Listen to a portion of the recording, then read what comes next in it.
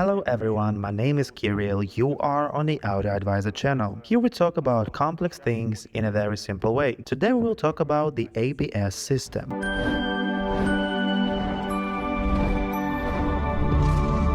Have you ever tried to drive a car without brake? I would not recommend it. For the most part, everyone knows what the ABS system is, but few people understand why it's needed and how it works.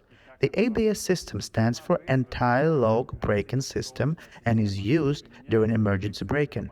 Emergency braking is when you press your brake pedal all the way down. I think many of you have been in a similar situation. A characteristic sign of the ABS is the trembling of the brake pedal. ABS is needed to shorten the braking distance, but this does not always work. ABS reduces braking distances on hard surfaces, such as asphalt and concrete, but on loose surfaces, such as gravel or sand, on the contrary, the braking distance will even increase. ABS also helps to keep the car on a given trajectory. For example, if there is some kind of obstacle in front of you when braking, you can go around it. The car will obey your steering wheel even while braking. And now an interesting fact. One of the first ABS systems was used by aviation. It helps with the landing of aircraft, it reduces the braking distance of the aircraft and allows it to stay in the lane. Let's consider the first case of braking of this car model without the ABS system. Braking occurs as follows.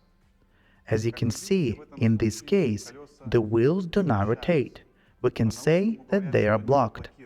Second case, braking with ABS, in which case the wheels rotate and gradually slow down until the car comes to a complete stop. You remember, ABS stands for anti-lock, which means essentially that it prevents the wheels from locking up. Now you have to ask me with surprise, so why is braking with the locked wheels considered less effective than when they slow down and rotate? So, when the wheels are sliding on the surface, as in this case, the braking force is much less than when they are not sliding. Now I will show you a little experiment. I will pull this machine with this elastic band. The stronger the braking force, the longer the band will stretch and vice versa. The elongation of the elastic band is about the thickness of my finger when the wheels are sliding. Now let's simulate the second case, when the wheels do not slide on the surface. In this case, I will pull the elastic band until the machine moves. Here she begins to move. Let's catch that moment again. Check the elongation of the band in this case. It is clear that it is greater than the thickness of my finger. And so, what is the conclusion of this experiment?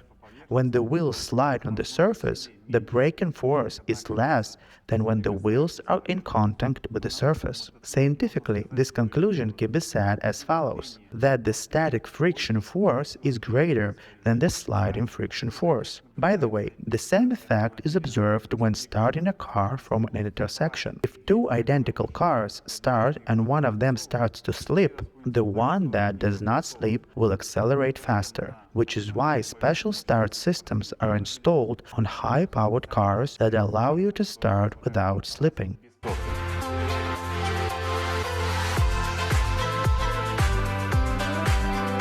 Let's talk about how it all really works.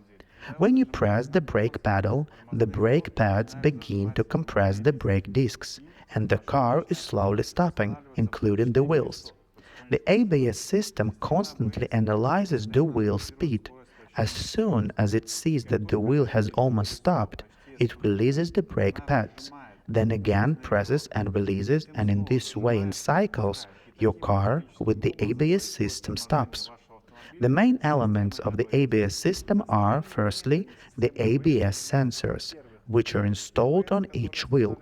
Yes, I know that before the sensors were not installed on each wheel, but now they are. The progress, you know. The second important element of this system is the ABS controller. This is the brain of the system. Sensors transfer information about the rotational speed of the wheels to it, and then this controller decides which of the wheels to hold and which to release. For example, If one of the wheels slowed down sharply, then the ABS brain understands that this wheel needs to be released so that it does not completely lock up. Some ABS systems also have a pump that replenishes pressure in the brake system after this emergency braking. In simple terms, an emergency has occurred and you have sharply pressed the brake pedal and are waiting for braking. And at this time, the ABS slams your pads and slowly slows down your wheel so that it is not completely blocked, and that is why you feel the vibration on the brake pedal. Do you want to buy ABS sensors? Do you need to choose accessories for this system? Visit the AutoAdviser.by and our experts will help you. By the way, all cars that have been produced in Europe since 2004 are equipped with an ABS system.